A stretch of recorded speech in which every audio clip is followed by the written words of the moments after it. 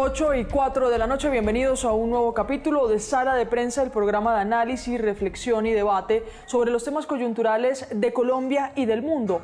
Hoy lo que ha concentrado la atención del mundo es la liberación del primer grupo de presos políticos que estaban en el Helicoide, que ha sido reconocida como uno de los lugares de retención de estos presos políticos, de encarcelamiento, y se habló inicialmente de un listado amplio en donde estaban, por ejemplo, el líder político Juan Pablo Guanipa, también pues está Jesús Armas, entre ellos 5 españoles, entre los que está la líder la lideresa de derechos humanos, abogada, también Rocío San Miguel, 4 españoles más. De los únicos que se tiene confirmación es de Rocío San Miguel y de sus 4 compatriotas españoles que están en un avión rumbo hacia ese país, porque el gobierno de España así lo confirmó. Durante las emisiones de Noticias Caracol, también de Noticias Caracol en vivo, pudimos hablar con las esposas y familiares de estos presos políticos, algunos con unos cuantos meses de reclusión, como lo fue o como lo es Juan Pablo Guanipa, con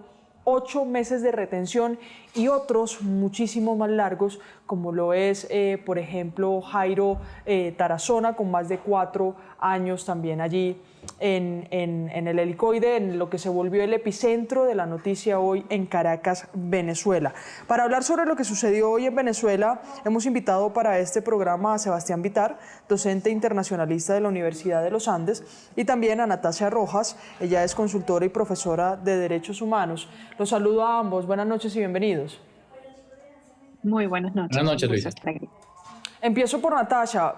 Usted, como docente de Derechos Humanos, Natacha, el tema de los presos políticos es de gran connotación en ese país. Por eso, incluso posterior a la intervención de Estados Unidos, lo primero que se pidió fue la liberación de los presos políticos. La lucha que muchos líderes activistas en Venezuela han librado es por los presos políticos. ¿Qué podemos decir de lo que se conoció hoy del presidente de la Asamblea de Venezuela, ya hablando de una liberación de un grupo de ellos, pero cuando son cientos? Bueno, como bien mencionas, toda la causa y todo lo que hay alrededor de los presos políticos es un símbolo y es un sello del nivel de represión en Venezuela. Y de hecho, algo que ha ocurrido hoy, precisamente en estos últimos días, desde los acontecimientos del 3 de enero, es que se empieza a conocer nuevos nombres de familiares que no querían reportar por miedo de personas que están retenidas. Es decir, que la cifra pasa fácilmente las 1.000 personas detenidas por razones políticas. Y lo que vemos hoy y lo que nos preocupa profundamente, y creo que en general a la ciudadanía venezolana, es que se vuelva a jugar con la libertad de las personas. Uno, prometiendo liberaciones que no se han dado, o sea, este anuncio, pero hasta el momento realmente no se han confirmado más liberaciones que las que tú ciertamente mencionabas.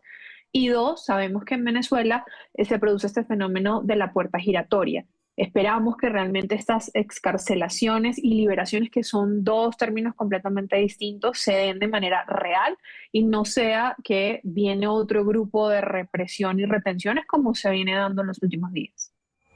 Y ahora vamos con Sebastián. Sebastián, ¿qué puede reflejar esto del poder o control o negociación, o como queramos llamarlo? Usted, que es docente, me dará un concepto más acertado, o influencia incluso de Estados Unidos en Venezuela. Bueno, pues en términos muy sencillos, lo que pasa es que en este momento la presión ya no está solamente en el chavismo, ahora está en el gobierno de los Estados Unidos. La presión por esos presos políticos, la presión eventualmente por el regreso a la democracia, la presión por cómo se porta el gobierno chavista en este momento, pasa a estar en manos del gobierno de los Estados Unidos, ya que los Estados Unidos pues ha sido bastante explícito en que ellos están en directa comunicación y que todo lo que ellos le pidan al gobierno de Venezuela se va a hacer. Eso hace que sea muchísimo más fácil criticar al gobierno de los Estados Unidos, preguntarle al gobierno de los Estados Unidos constantemente por esos presos políticos, cuanto antes solamente se podía hacer frente al gobierno chavista. El gobierno chavista no tenía ninguna intención de liberarlos. Entonces, toda esta presión que se está haciendo sobre Marco Rubio, incluso sobre el mismo presidente Trump, para que haya resultados frente a los grandes abusos del chavismo, están empezando a tener frutos.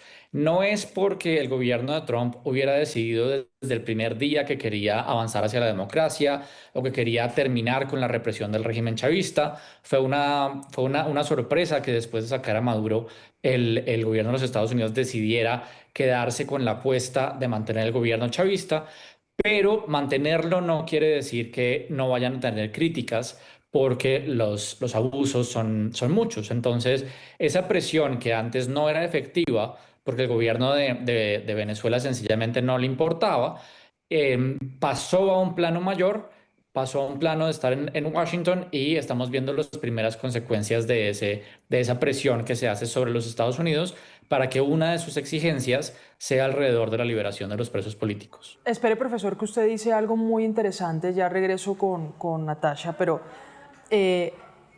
me parece valioso porque es una perspectiva de ver la intervención de Estados Unidos. Cuando Estados Unidos interviene en Venezuela y posterior a eso el presidente Donald Trump sale y dice: nosotros tendremos el control de Venezuela hasta que haya una transición democrática. Quiere decir que de pronto la no liberación rápida, eficiente de los presos políticos también cae como una responsabilidad a Estados Unidos tras proclamar esa responsabilidad en territorio venezolano. Sí, pues en el momento en el que los Estados Unidos anuncia que básicamente ellos dijeron que iban a gobernar Venezuela. Luego Marco Rubio explicó que no era que fueran a gobernar, que se fueran a ir con el ejército y a quedarse en el Palacio Presidencial, sino que iban a dirigir Venezuela a través del gobierno chavista. En ese momento, básicamente, cambia la responsabilidad de las violaciones de derechos humanos de estar solamente en manos del gobierno chavista a estar compartida con el gobierno de los Estados Unidos, porque lo que le escuchamos a Trump y a Rubio es que el gobierno de Venezuela hará todo lo que los Estados Unidos le exija.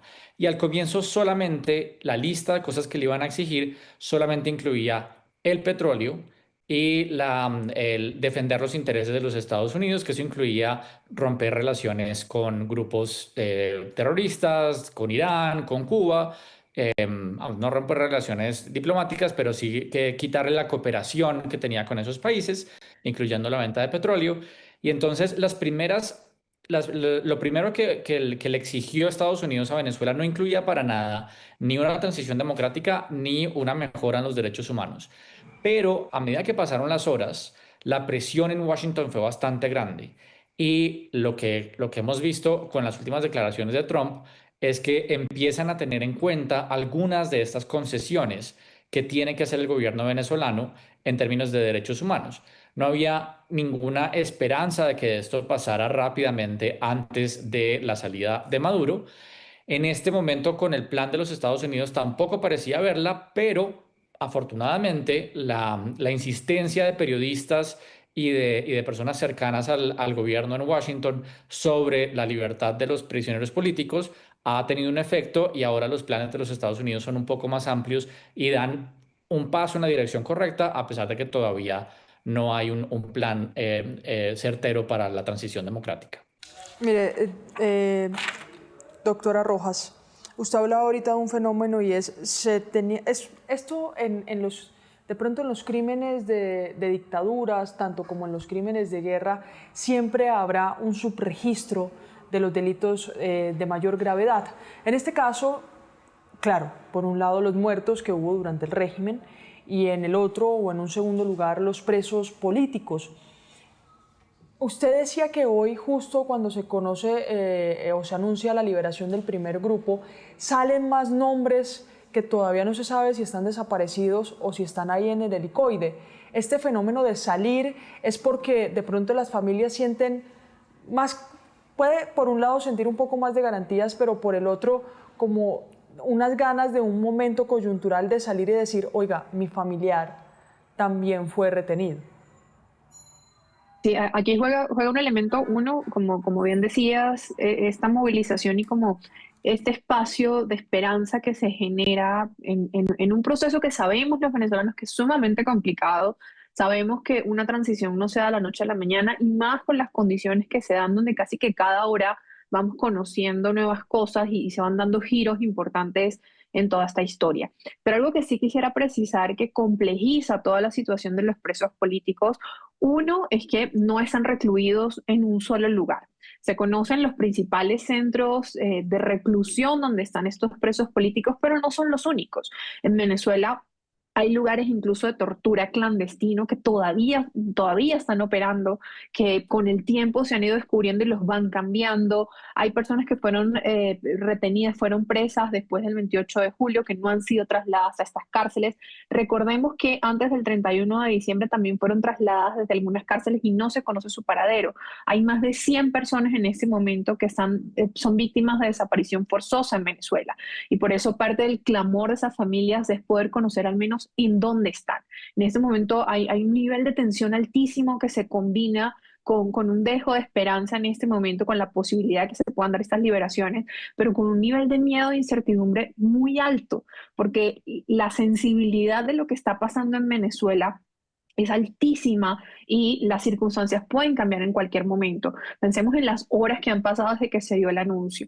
Y un elemento adicional que lo hace aún más complejo es que en Venezuela, lastimosamente, precisamente porque estamos ante un régimen autoritario que, como hemos dicho en otros espacios, no es una estructura monolítica, no todos los presos políticos corresponden a un mismo carcelero. Son como núcleos que se dan y diferentes carceleros que tienen sus propios presos. Y esto hace todo el proceso mucho más complicado, porque no se conoce en su totalidad esa lista ni siquiera de manera interna, porque no es como un proceso y sabemos que en Venezuela no hay un debido proceso. Hay personas que ya fueron sentenciadas, hay otras que no, hay personas que incluso ya cumplieron su condena y han pasado años sin ser liberadas. Usted decía, hay momentos que pueden cambiar el curso de lo que está sucediendo. El próximo 10 de enero se cumple un año, profesor, de la posesión de Nicolás Maduro por tercera vez. Durante ese día, hace un año, aquí tuvimos manifestaciones, algunas de acompañamiento a Nicolás Maduro y otras de la oposición. Vimos que horas después de esa posesión tuvimos la imagen de María Corina Machado, su posterior desaparición, circuló un video en donde al parecer la habían retenido, después aparece y dice estoy bien. Es decir, fue un día de muchas emociones, de mucha incertidumbre también. Al cumplirse un año en 2 días, ¿cree usted que puede generar algo en la población venezolana? Pues yo creo que las cosas van a cambiar muy rápido, como estaban diciendo hace un momento. Cada hora estamos aprendiendo cosas nuevas que están pasando en Venezuela y no me sorprendería que los hechos empiecen a incluso a acelerar en algunas de las concesiones que se puedan estar haciendo. Acá tenemos una situación extremadamente tensa en Venezuela en este momento, porque las fuerzas de seguridad están persiguiendo cualquier acto de celebración de la caída de Maduro y están igual de represivas que siempre. Lo que pasa es que hay algunas concesiones que se están dando con la liberación de presos políticos, pero para ningún venezolano en este momento es seguro salir a la calle a protestar. No hemos visto grandes manifestaciones por la caída de Maduro. Es porque no solamente las fuerzas de seguridad, sino todos los colectivos chavistas que están armados están en la calle y están listos para disparar en contra de cualquier persona que esté protestando. Ese día de la posesión de Maduro tuvimos una situación muy desafortunada en donde algunos países, incluyendo de una manera vergonzosa Colombia, enviaron representantes a la posesión de Maduro. Es decir, Maduro no estaba completamente solo en ese momento de la posesión.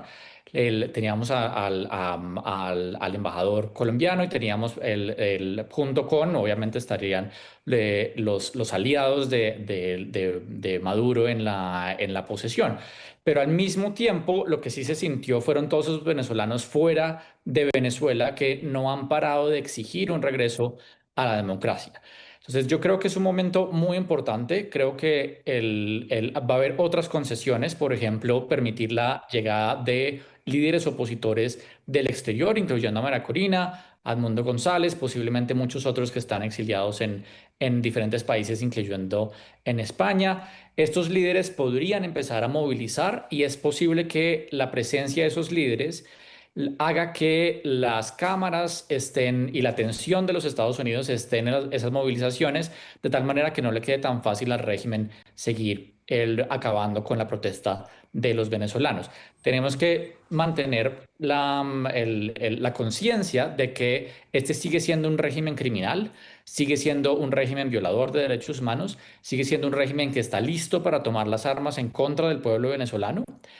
Además, le entregó armas a un montón de civiles que no están vigilados, no están controlados de ninguna manera por las Fuerzas Armadas, que podrían cometer también graves crímenes contra cualquier persona que se manifieste.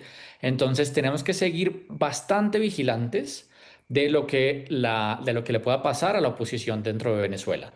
El régimen sigue estando tan violento como ha sido antes.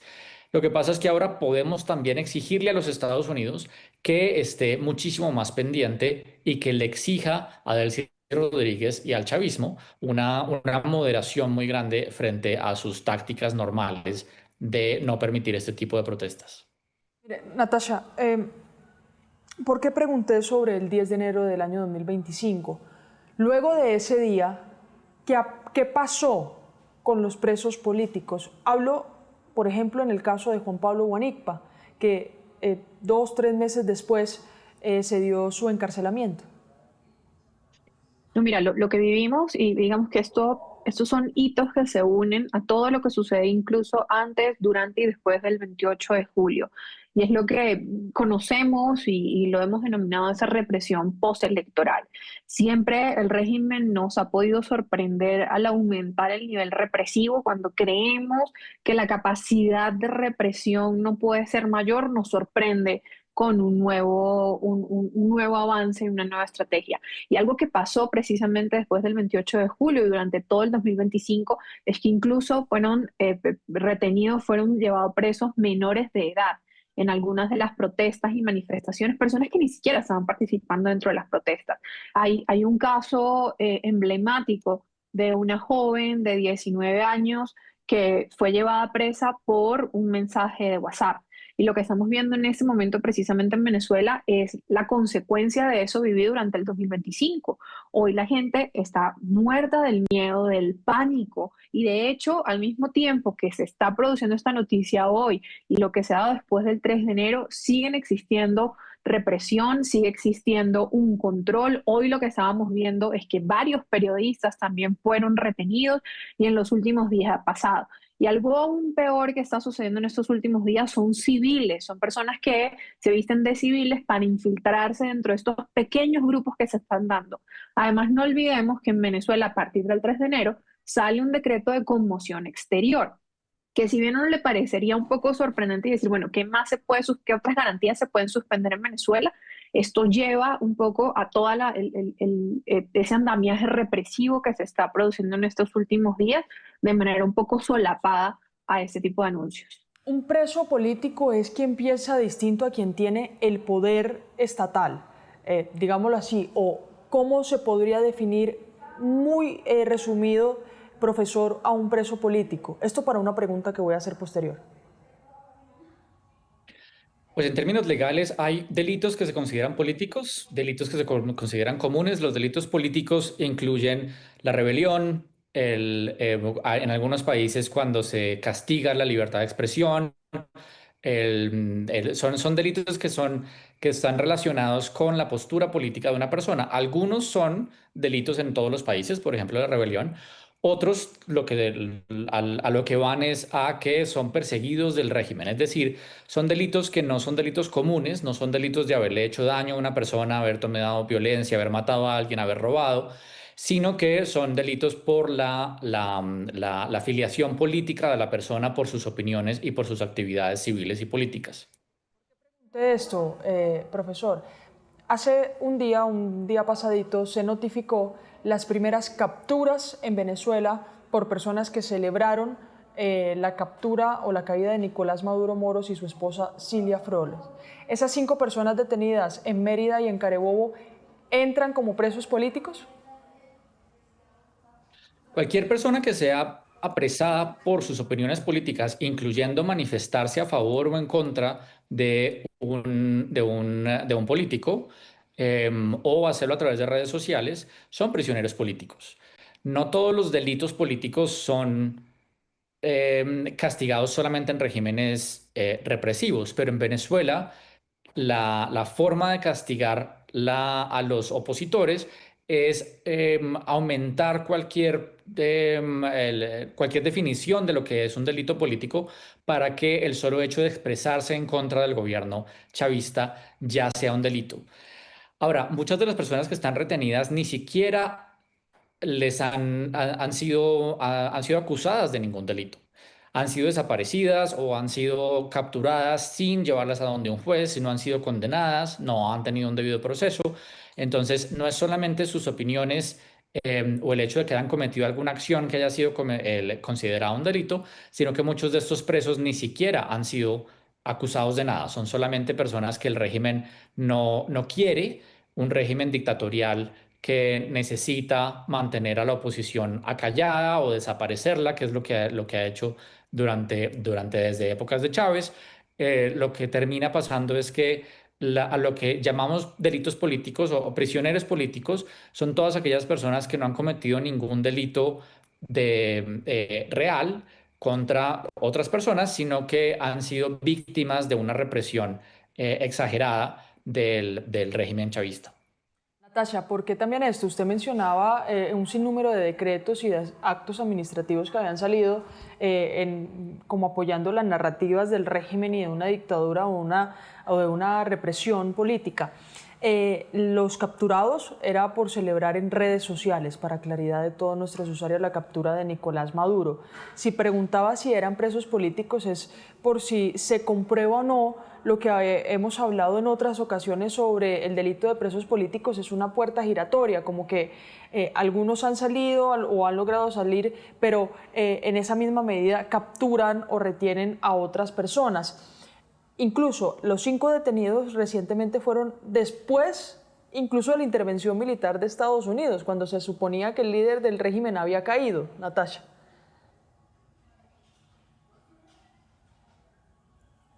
Sí, bueno, hay algo que quisiera mencionar aquí, y es que cuando estamos hablando de presos políticos, en el caso venezolano en particular, estamos...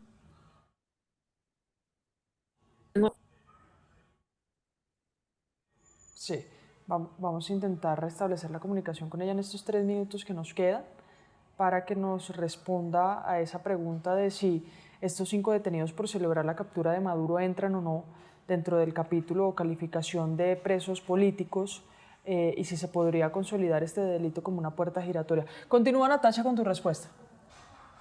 Sí, les comentaba que en Venezuela hay algo que tenemos que considerar, y es que cuando hablamos específicamente de presos políticos, para que la gente lo pueda tener como un poco más claro en el contexto colombiano, no son personas que participan en política, todas.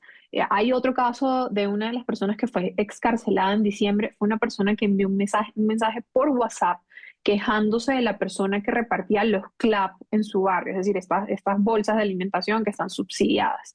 Eh, en todos estos casos en Venezuela no estamos hablando de personas que participan en política. Algunas sí lo son, como por ejemplo Guanipa. Hay en esta lista periodistas, hay personas que han trabajado en empresas del Estado, como en Petróleos de Venezuela, como en el Metro, como en algunas empresas de servicios públicos. Hay personas que ni siquiera expresan una opinión política en sentido estricto, como lo veríamos en Colombia, sino simplemente hace algún tipo de pronunciamiento que resulta incómodo para el régimen en algún momento. Y es precisamente lo que pasó en estos últimos días. Y recordemos que además a todas estas personas se les termina imputando terrorismo y traición a la patria. Es decir, unos delitos sumamente graves simplemente por un tema de libertad de expresión. Y a eso se le anuda lo que precisamente tú estabas comentando, y es la prohibición tácita de cualquier tipo de celebración asociada a la captura de Nicolás Maduro y Cilia Flores, porque se encuadra en esa idea o en ese concepto de traición a la patria. Y recordemos que ya hacía unos meses ya se estaban llevando detenidas muchas personas que se consideraban que estaban incitando algún tipo de invasión o agresión contra Venezuela.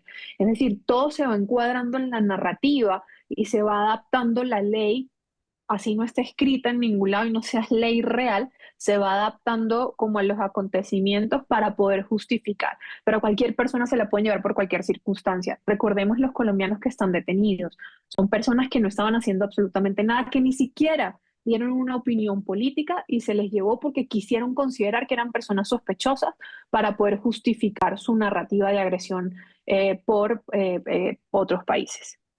Claro, lo que comprueba entonces esta teoría de la puerta giratoria, incluso en este delito o en este flagelo de presos políticos, incluso posterior a la intervención de Estados Unidos. A Natasia Rojas, ella experta en derechos humanos, y también al profesor Sebastián Vitar de la Universidad de los Andes en Colombia. Gracias por su tiempo aquí en Sala de Prensa, por las explicaciones en un momento en el que la gente cada vez más necesita estar informada sobre algo que sucede a un lado de Colombia, pero que le sucede a millones de venezolanos también. Muchas gracias. Buenas noches. Todo un gusto. Muy bien, hasta aquí este capítulo de Sala de Prensa, hablando sobre los presos políticos, que hoy fue el escenario, el tema, el epicentro de la noticia en Venezuela. Se anunció la liberación de un listado amplio, pero hasta el momento, incluso hace una hora aproximadamente, una de las caras visibles de entre los presos políticos y en el listado que estaba hoy era Juan Pablo Guanipa, y su hijo publicó hace una hora en redes sociales como: es la hora y luego del anuncio no sabemos nada de mi padre, no conocemos su paradero, no sabemos si de verdad fue liberado o no. Este es el caso de Juan Pablo Guanipa, de que tal vez hay mayor visibilidad, pero también hemos venido hablando aquí en nuestras emisiones de Jesús Armas, de los españoles, de periodistas que están ahí y que tampoco se sabe o se ha confirmado una liberación, ni que estén cerca sus familiares o que haya alguna muestra de vida o de liberación o de que están bien. Decíamos que hasta aquí está capítulo de Sala de Prensa, pero puede conectarse con nosotros a las 9 de la noche con la actualización de las noticias más importantes en nuestra emisión de Noticias Caracol en Vivo. Ya nos vemos.